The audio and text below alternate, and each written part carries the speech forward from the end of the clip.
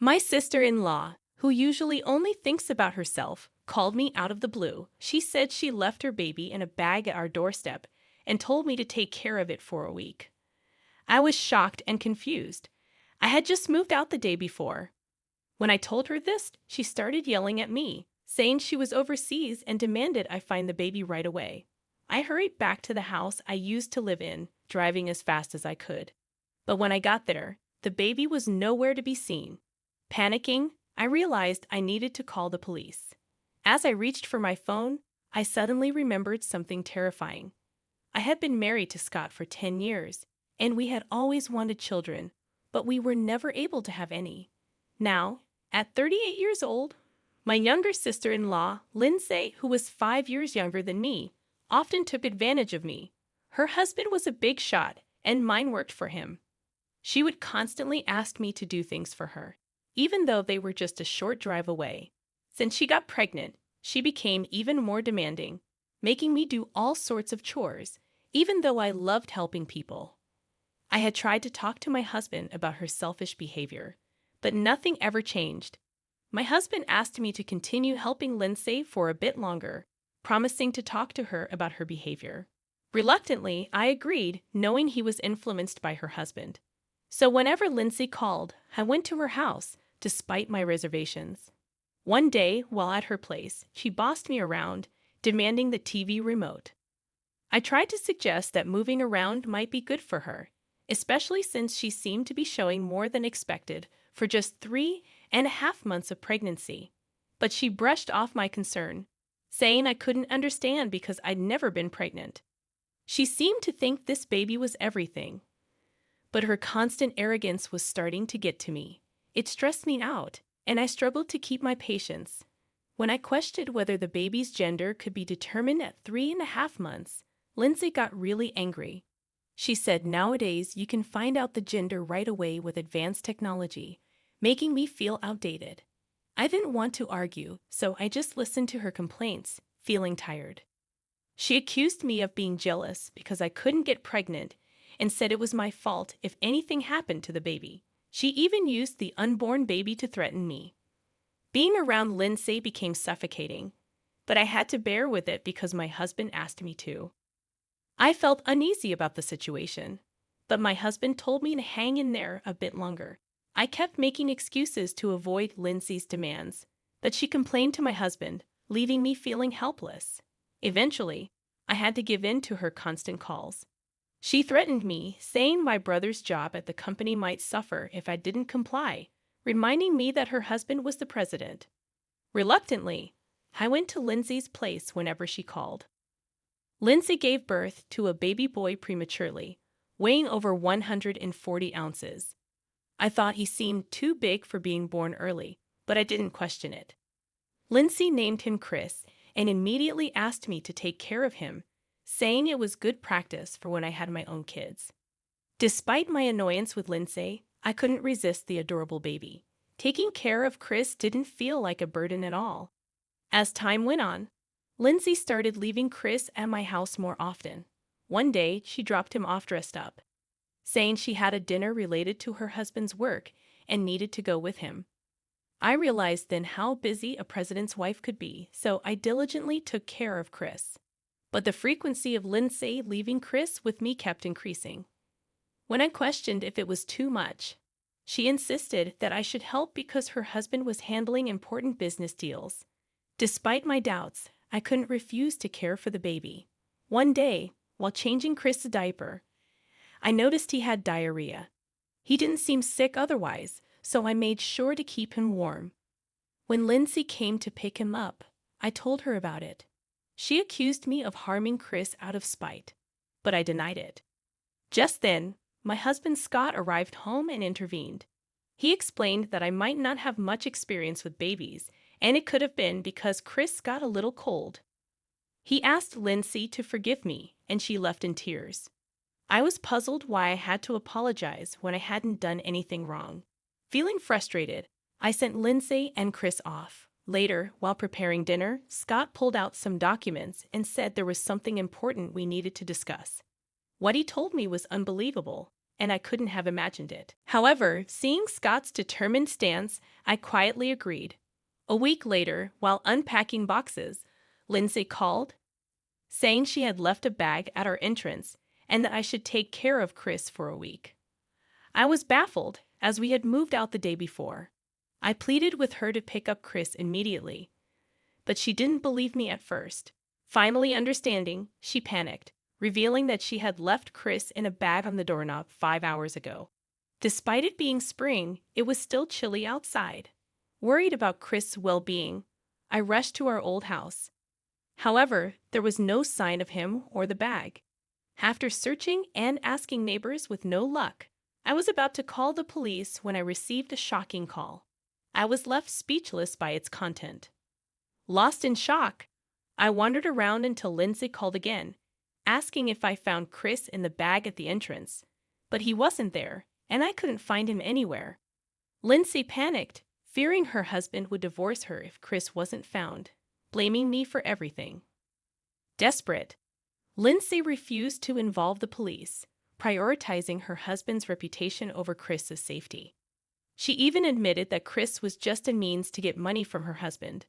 I was stunned by her selfishness. Eventually, Lindsay lamented that her trip was ruined as she couldn't get a flight that day. It was clear that she cared more about her own inconvenience than the safety of her own child. But I'm coming back tomorrow. Don't tell my husband anything. If you find Chris, contact me immediately. I'll do what I can. Lindsay seemed satisfied with my response and hung up. The next day, as I waited for her at the airport, she arrived with a man, looking displeased. When I told her that Chris was unreachable, Lindsay panicked, accusing me of lying and demanding that I find a baby resembling him immediately. Enraged and devastated, she questioned if I was even a mother. Overwhelmed with anger and sadness, tears streamed down my face. But I composed myself and firmly told her to talk to a woman who had been hiding behind me, revealing herself as the wife of Lindsay's affair partner. The man trembled in shock as his wife confronted him, refusing to forgive him and giving him a hard slap. Passers-by stopped to watch the dramatic scene unfold. Lindsay tried to explain that they weren't in that kind of relationship, but her attempt to deceive was cut short when I started recording the scene on my smartphone. Despite Lindsay's protests, I remained calm and showed her the evidence I had collected, including emails and photos of her with her affair partner. She tried to snatch them away, but I stood my ground. I had actually met her affair partner's wife by chance, as she worked at my regular hair salon. Lindsay was stunned, realizing how I had found out about her affair. She had no explanation for her actions, and I felt a mix of relief and satisfaction as I confronted her with the truth. Unlike his wife, who was successful and owned several shops and was skilled in a technique, her husband was known for not working and just playing around. He was a typical husband sponging off his wife. When I told his wife about Lindsay's affair trip, she said she had enough and decided to join me. Usually gentle and kind, I was surprised at how terrifying she could be when angry. The hairstylist, known as a playboy, couldn't stand up to his wife and begged repeatedly for her not to divorce him. Watching her resolute refusal, I felt a strong resolve. Moreover, I wondered if Chris was born from the affair. When I mentioned this, his wife brushed it off, but I showed her documents proving Lindsay's husband wasn't Chris' biological father. Lindsay snatched the DNA test results and tore them up, thinking she could get away with it. But I wasn't going to let that happen. I revealed I was on a video call with Lindsay's husband, who had been monitoring her actions. Lindsay panicked, realizing she had been caught. I explained everything step by step. A week ago, her husband suspected something and requested a DNA test. Meanwhile, he'd lied about going on a business trip to monitor her actions. Lindsay, unaware of this, contacted her lover and booked an overseas trip in a rush. After placing Chris in a bag at the entrance of my old house, Lindsay skipped off to the station, humming a tune. Her husband followed her and took care of Chris. If he hadn't, who knows what could have happened. Surprised, Lindsay's husband had been the one I was about to call the police when I couldn't find Chris. Surprised but eager to fully understand the situation, I immediately went to Lindsay's husband's house. Chris was full of energy, playing with a rattle.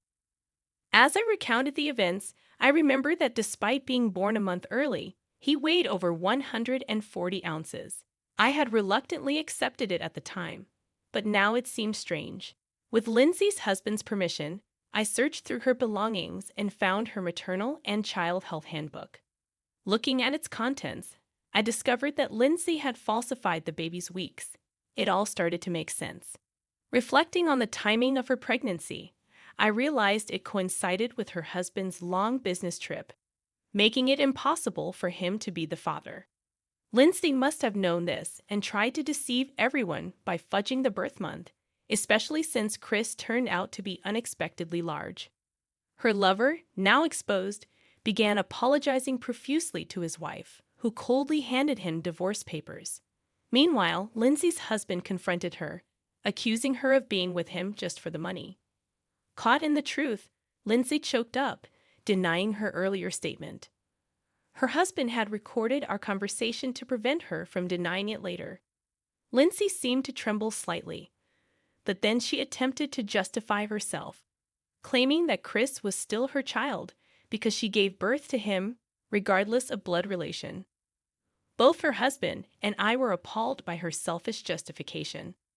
Lindsay's husband abruptly ended the call, leaving Lindsay in shock. She tried to call him back, but it was clear that he had had enough.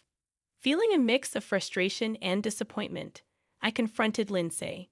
Despite everything I had done for her, she showed no remorse, only caring about salvaging her own situation. As Lindsay collapsed on the spot, realizing the severity of her actions, I couldn't help but feel a chill. Despite her brother being her last ally, she screamed in disbelief when she realized he had abandoned her. I firmly declared my separation from my hopelessly awful sister-in-law, knowing that Chris deserved better. Later, I reported Lindsay's abandonment of the baby to the police. Although she was quickly protected, the act was deemed too cruel, and she was severely reprimanded. Lindsay ended up divorced and disowned by her family, utterly alone. She was sued for child abandonment and tricking her child's father, demanding $30,000 in damages.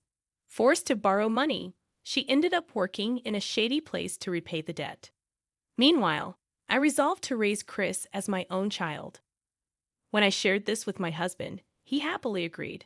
And to top it off, I revealed that I was also expecting a new life. We promised to raise these children with care, ensuring they could live freely and happily.